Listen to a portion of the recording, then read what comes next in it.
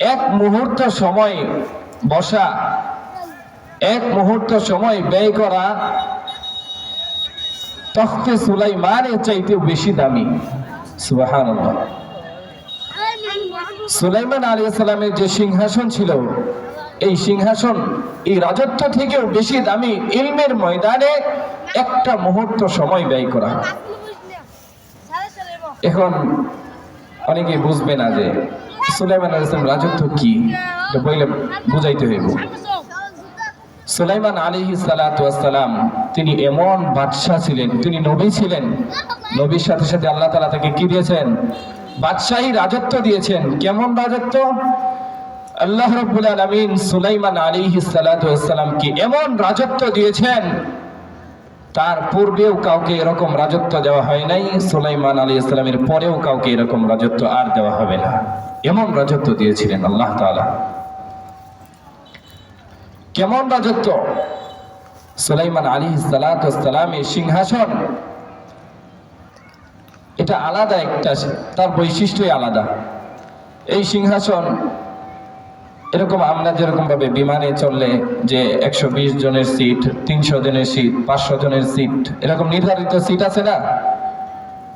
গাড়িতে চললে, আপনি বাসে চললে কি নির্ধারিত সিটের বেশি নিতে পারবে?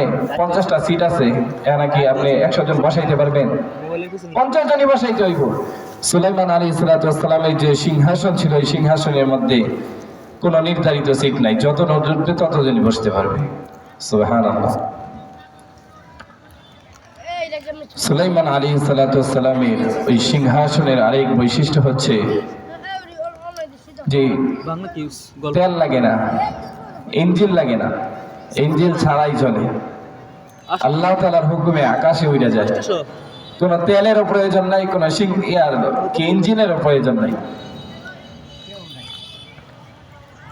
সুলাইমান আলাইহিস সালামের সিংহাসনের বৈশিষ্ট্য হইতেছে যে এই সিংহাসন কোনো এয়ারপোর্ট লাগে না ল্যান্ড করতে, সিংহাসন নামতে কোনো এয়ারপোর্ট লাগে না, যেখানে ইচ্ছে সেখানেই ল্যান্ড করতে পারে। নদীর পারে নামিয়ে পড়তেছে। তো এই সিংহাসন এত দামি সিংহাসন, সুলাইমান আলাইহিস সালামের রাজত্ব এত, শুধু তাই নয় যে কেমন রাজত্ব দিয়েছিলেন আল্লাহ তাআলা সুলাইমান আলাইহিস সালামকে। হযরত সুলাইমান আলাইহিস সালাম তিনি পাখিদের বাসা বুঝতেন, পাখিরা কি বলে এটা তিনি বুঝতে পারতেন। আল্লাহু আকবার। সুলাইমান